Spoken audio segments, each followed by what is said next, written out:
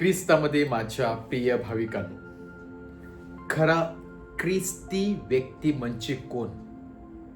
केवळ ज्याचा बाप्तिस्मा झालेला आहे तो खरा ख्रिस्ती व्यक्ती आहे का? किंवा ज्याने अनेक असे संस्कार स्वीकारलेले आहेत ती व्यक्ती ख्रिस्ती आहे का? की जो किंवा जी व्यक्ती गळ्यामध्ये कानामध्ये क्रूसाचं चिन्ह घालत असते ती खरी ख्रिस्ती व्यक्ती आहे का? तर नाही. तर खरी ख्रिस्ती व्यक्ती जी प्रभू येशूच्या वचनाप्रमाणे आपलं जीवन जगत असते, आपल्या जीवनाद्वारे इतरांसमोर सुंदर असं उदाहरण ठेवत असते, इतरांना आपल्या जीवनाचं उदाहरण ठेवून ख्रिस्ताकडे आकर्षित करत असते. थोडक्यात सांगायचं म्हणजे ख्रिस्ताच्या पावलावरती पाऊल ठेवून मार्गक्रमण करत असते व आपलं जीवनाद्वारे सुंदर अशी साक्ष जगाला देत असते. ती व्यक्ती खरी ख्रिस्ती आहे. आणि अशा प्रकारच्या व्यक्ती या जगामध्ये आपल्याला जास्त सापडत नसतात.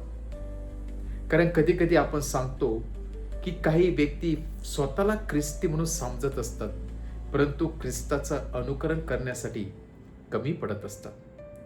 आणि म्हणूनच महात्मा गांधीने देखील सांगितलेलं होतं की मी प्रभू येशू ख्रिस्तावरती खूप प्रेम करत आहे, परंतु ख्रिस्ताच्या मागे जे व्यक्ती जात असतात ते कधी कधी त्याचं अनुकरण करत नसतात, त्यामुळे मला वाईट वाटत असते.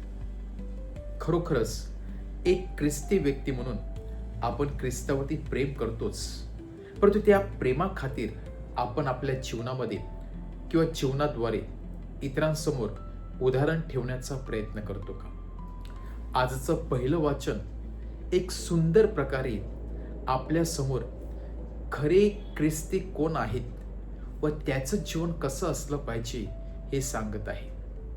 कारण ख्रिस्त किंवा ख्रिस्ती हा जो शब्द आहे, हा शब्द लोकांनी शिष्यांना दिलेला होता, हा ख्रिस्ताने दिलेला नव्हता. जेव्हा अँटिओक या शहरामध्ये शिष्य एकत्र जमत होते, प्रार्थना करत होते, सेवा कार्य करत होते, त्यांच्या त्या जीवनाकडे पाहून लोक त्यांची वाहवा करू लागली. शिष्यांनी आपल्या या जीवनाद्वारे ख्रिस्ताचं सुंदर असं उदाहरण लोकांसमोर ठेवलेलं होतं.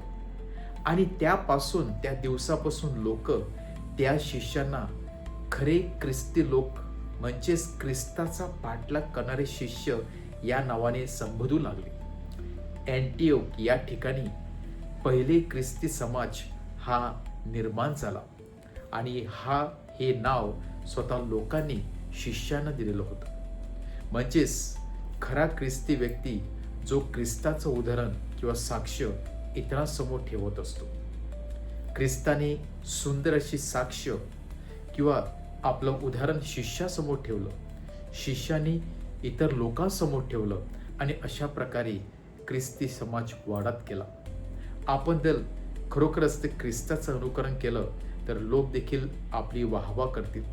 आणि म्हणून आज देखील ख्रिस्ती समाजाकडे किंवा ख्रिस्ती व्यक्तीकडे लोक वेगळ्या प्रकारे पाहत असतात. कारण आपण शांतप्रिय समाज आहोत, व्यक्ती आहोत. आपण नेहमी इतरांना क्षमा करण्यासाठी तयार असतो. पण जी व्यक्ती इतरांना क्षमा करण्यासाठी तयार नसते, ज्या व्यक्तीच्या हातून सेवा कार्य घडत नसते, ज्या व्यक्तीमध्ये राग, द्वेष, क्रूरता असते, ती व्यक्ती ख्रिस्ती असू शकत नाही. ती व्यक्ती ख्रिस्ताचं अनुकरण करू शकत नाही. ती व्यक्ती ख्रिस्ताचं साक्ष इतरांना देऊ शकत नाही.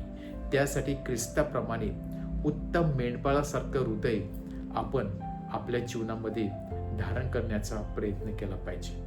ज्याप्रमाणे आजच्या शुभवर्तमानाने प्रभू येशू ख्रिस्त सांगत आहे की मी माझ्या मेंढराची काळजी घेतो, माझी मेंढरे माझी वाणी ऐकतात, ते माझे कुरणातील कळप आहेत. आपण देखील उत्तम मेंढपाळ प्रभू येशू ख्रिस्त यांचं अनुकरण करूया आणि ती साक्ष शिष्याप्रमाणे इतरांना देऊया.